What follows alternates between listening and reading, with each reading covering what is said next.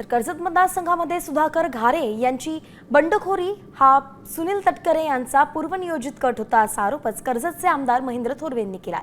सुनील तटकरे यांनी संपूर्ण राष्ट्रवादी सुधाकर घारे यांच्या मागे उभी केली होती आणि म्हणून इतकी मतं मिळाली असा दावा थोरवेंनी केलाय।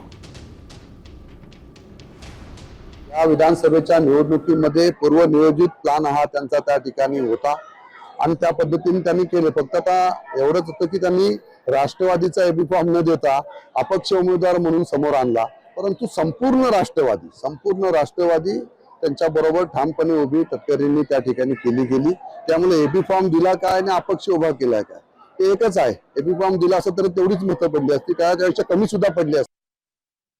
आता isakal.com आहे देशातील नंबर 1 ची मराठी न्यूज वेबसाईट। प्रत्येक अपडेटसाठी isakal.com ला नक्की भेट द्या।